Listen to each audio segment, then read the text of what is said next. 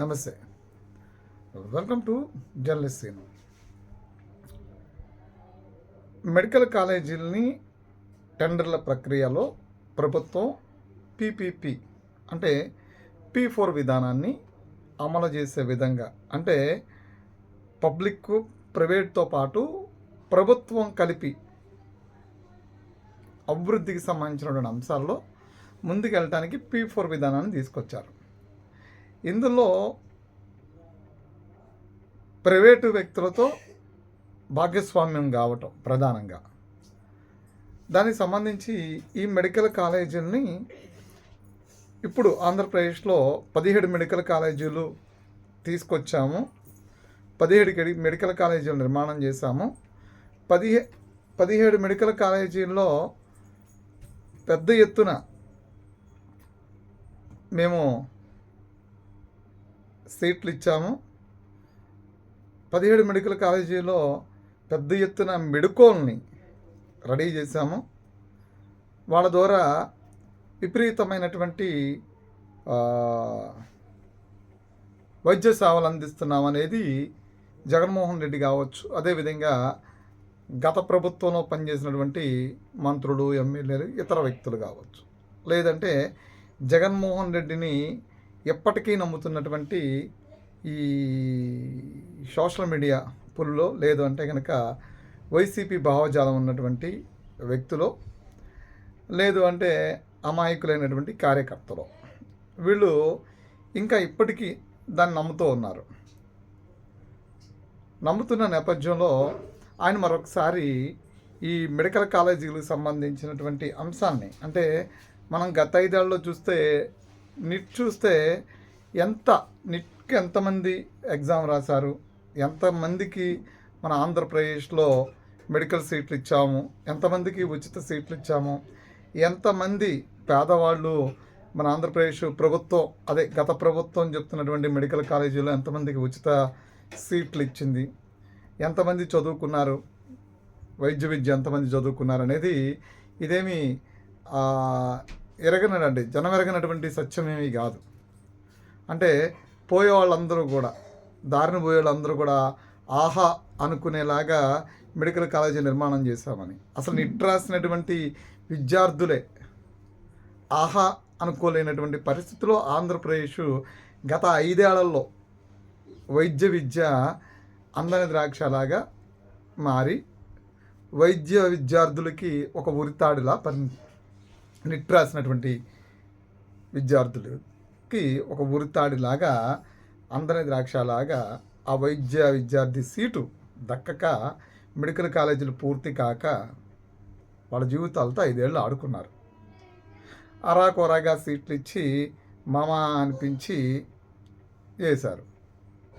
2 అప్గ్రేడ్తో 2 కాలేజీలు నిర్మాణం చేసి మొత్తం 17 కాలేజీలు కట్టేశామని చెప్పని చెప్తూ ఉన్నారు. సరే, ఇదేమి మామూలుగా ఆంధ్రప్రదేశ్ ప్రజలకి ఉంటే మతిమరిపైన ఉండాలి, లేదంటే అంధత్వంతో కొట్టుమిట్టాడుతూ ఉండాలి, గుడ్డితనంతో ఉంటే తప్ప జగన్మోహన్ రెడ్డి చెప్పేవి నిజాలు అనుకోలేనటువంటి పరిస్థితి. మరి ఇంత చేసినటువంటి ఇప్పుడు ఈ పరిస్థితుల్లో ఈ మెడికల్ కాలేజీలని P4 విధానంలో ఒక ప్రయోగానికి తెరలేపింది ఇప్పుడు ప్రభుత్వం, కూటమి ప్రభుత్వం.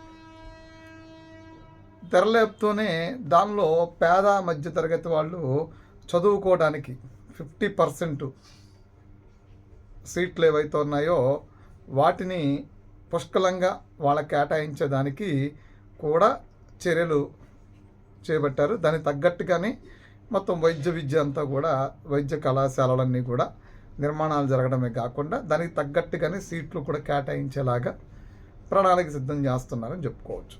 అంటే నిట్ రాసి వచ్చేటువంటి విద్యార్థులు, సీటు అర్హత ఉన్నటువంటి వాళ్ళకి, పేద విద్యార్థులకి, మధ్యతరగతి వాళ్ళకి అన్యాయం జరగకుండా వైద్య విద్యను అభ్యసించేదానికి తీసుకునేటువంటి ఒక సమస్యాత్మకమైనటువంటి ఆ అంశాలని పరిశీలించి ఆ సమస్యను పరిష్కరించడానికి ఎన్నుకున్నటువంటి P4 విధానం, ఈ పీపీపీ.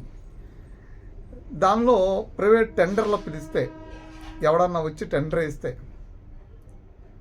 రేపొద్దున అధికారంలోకి రాగానే ఆ టెండర్లని రద్దు చేస్తా అని చెప్తున్నాడు. అధికారం అంటే ప్రజలు నిన్ను ఏమన్నా కొనుక్కున్నారా? ఈ 5 ఏళ్ళు మీరు, 5 ఏళ్ళు మేము అని. ప్రజాస్వామ్యంలో ఓటు హక్కు స్వచ్ఛందంగా ప్రజలు వినియోగించుకునేటువంటి హక్కు లేదా? 5 ఏళ్లలో మేము అధికారంలోకి వచ్చేస్తాము అని అలా ఎలా చెప్తున్నారు అనేది అర్థం కావట్లేదు. అంటే అధికారంలోకి వచ్చేస్తాం, మేము వస్తాం, రద్దు చేసేస్తాం అని చెప్తున్నారు. సరే, ఎవరైనా సరే భయపెట్టేటువంటి రాజకీయ నాయకుడిని, బెదిరించేటువంటి ఒక రాజకీయ నాయకుడిని అధికారంలోకి తీసుకురావాలని ఏ బిజినెస్ మ్యాన్ కానీ, ఏ సాధారణ ప్రజలు కానీ అనుకుంటారా? అసలు ఆ అవకాశం ఉంటుందా? సాధారణంగా మనం కూడా భయపడతాం. ఎక్కడన్నా ఇలాంటి ఒక వ్యక్తి మనకు నాయకుడైతే భవిష్యత్తులో ఎలాంటి పరిణామాలు ఎదురవుతాయో అనే భయంతోనే కదా 5 ఏళ్ళు పరిపాలన చూసినప్పుడు ఎప్పుడు ఎన్నికలు వస్తాయా అని, ఎప్పుడు ఎన్నికలు వస్తాయా, మనం ఎప్పుడు జగన్మోహన్ రెడ్డిని గద్దె దింపేద్దామా అనుకున్నది. మరలా అదే టైప్ ఆఫ్ ప్రజెంటేషన్ని ప్రజల్లోకి పంపితే ఓట్లు వేస్తారా? మేము వస్తే ఈ రద్దు చేస్తాం, ఐ పీకేస్తాం, ఈ పీకేస్తాం అంటే వేస్తారా? ఏం పీకేస్తారనే భయంతో జనం ఓట్లేయడం మానేస్తారు. 151 స్థానాలతో అధికారంలోకి వచ్చి 68 స్థానాలతో ప్రతిపక్షం ఉన్నటువంటి ఒక పార్టీ ఈరోజు ఆంధ్రప్రదేశ్లో 11 స్థానాలకి పడిపోవటం, పోటీ చేసిన 100కి 100% స్ట్రైక్ రేటుతో జనసేన 21 అసెంబ్లీ స్థానాలను గెలవటం చూసిన తర్వాత జగన్మోహన్ రెడ్డి విధానాలకి, పవన్ కళ్యాణ్ విధానాలకి, చంద్రబాబు దాకా వద్దు, పవన్ కళ్యాణ్ విధానాలకి వేరియేషన్ అనిపిస్తుందిగా. రాష్ట్ర భవిష్యత్తు కోరుకునేటువంటి పవన్ కళ్యాణ్ కూటమిలో భాగమయ్యి పరిపాలనకి మద్దతుదారుడిగా ఉన్నాడు. రాష్ట్రానికి ఒక ముఖ్యమంత్రిగా చేసినటువంటి వ్యక్తి 11 స్థానాలకి పరిమితమయ్యి పరాభవం చెంది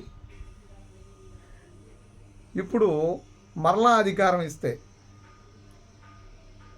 ఆంధ్రప్రదేశ్కి తీరని ద్రోహం, తీరని నష్టం చేస్తాను అని చెప్పని డైరెక్ట్గా ప్రకటన చేస్తూ ఉన్నాడు. P4 వల్ల ఏంటి లబ్ధి ఏంటి అనేది జగన్మోహన్ రెడ్డికి అన్న అవగాహన ఉందా? ఆ స్క్రిప్ట్ రాసిచ్చేవాడికైనా సరే P4 వల్ల ఏమి సమకూరుతున్నాయి, ఆ విధానాన్ని మనం కూడా అవలంబిస్తే ఎలా ఉంటుంది అంటే, ప్రైవేటీకరణ చేయటం ద్వారా మెడికల్ విద్యని అమ్ముకోవడానికి కాదు, మెడికల్ విద్య మీద వ్యాపారం చేసే వాళ్ళని కట్టడి చేయడం కూడా ఒక విధంగా. అది ఎలా ఏంటి అనేది ఆటోమేటిక్గా ప్రభుత్వం ఆ విధానాలు తీసుకురాగానే అందరికీ అర్థమవుతుంది. పెద్ద ఎత్తున ప్రైవేట్ మెడికల్ కాలేజీల్లో చదవాలి అంటే, ప్రైవేట్ మెడికల్ విద్యను అభ్యసించాలంటే లక్షల్లో కట్టాలి. చాలామంది విదేశాలు కూడా వెళ్ళి చదువుతూ ఉంటారు. అదన్నీ డబ్బులున్న వాడికి, పేద మధ్యతరగతి వాడికి కాదు. కానీ పేద మధ్యతరగతి వాడికి ప్రభుత్వ వైద్య కళాశాలలే దిక్కు. సో ప్రభుత్వ వైద్య కళాశాలలో 17 ఇక్కడ నిర్మాణం అయిన తర్వాత పెద్ద ఎత్తున నీట్ రాసి వచ్చే వాళ్ళకి పెద్ద ఎత్తున సీట్లు కేటాయించాలి. కానీ ఆ నిర్మాణాలని నిర్మించడం, వాటిని నడపటం, ఇవన్నీ కూడా ప్రభుత్వానికి భారమైనప్పుడు ఆ కాలేజీలు మూసేయటం కన్నా, లేదంటే ఆ విద్యని వాళ్ళకి దూరం చేయడం కన్నా ఒక ప్రైవేటీకరణలోకి దాన్ని తీసుకెళ్ళగలిగితే, ఇక్కడ 50-50 రేషియో 17 మెడికల్ కాలేజీలో 50% మనం తీసుకున్నా పెద్ద ఎత్తున విద్యను అభ్యసించడానికి పేద మధ్య తరగతి వాళ్ళకి పెద్ద ఎత్తున ఉపయోగకరంగా మారబోతుంది 17 మెడికల్ కాలేజీలు. సో దాన్ని దృష్టిలో పెట్టుకుని, రాష్ట్ర భవిష్యత్తుని దృష్టిలో పెట్టుకుని, ప్రభుత్వం మీద భారం పడకుండా, పేద మధ్యతరగతి వాళ్ళు ఇబ్బంది పడకుండా వైద్య విద్యను దగ్గర తీసుకెళ్లే విధంగా ప్రణాళికను రెడీ చేయడమే ఈ P4 విధానంలోకి దీన్ని తీసుకెళ్ళడం. దాన్ని కూడా తరిమేసి, దాన్ని కూడా తీసేసి పేద ప్రజలకు, పేద డాక్టర్లు అవుదాం అనుకునేటువంటి విద్యార్థుల కళలని చిదిమేస్తానని చెప్తున్నాడు జగన్మోహన్ రెడ్డి. మధ్యతరగతి వాడి కళల్ని చిదిమేస్తానని చెప్తున్నాడు. వైద్య విద్య అభ్యసించాలి, నేను డాక్టర్ కావాలనుకునే వాళ్ళ కళని చిదిమేస్తాను అని జగన్మోహన్ రెడ్డి బహిరంగంగా ప్రెస్ మీట్ పెట్టి చెప్తూ ఉన్నాడు. సో ఇక ప్రజలు దీని ద్వారా ఆయన ఏంటి, అనేది నేను ఎక్కువ లాజికల్గా ఎక్కువ లాగి పీకి చెప్పాలనుకోవట్లేదు, కానీ దీని ద్వారా ఆయన మనస్తత్వం ఎలా ఉంది అనేది ఇట్టే అర్థమవుతుంది.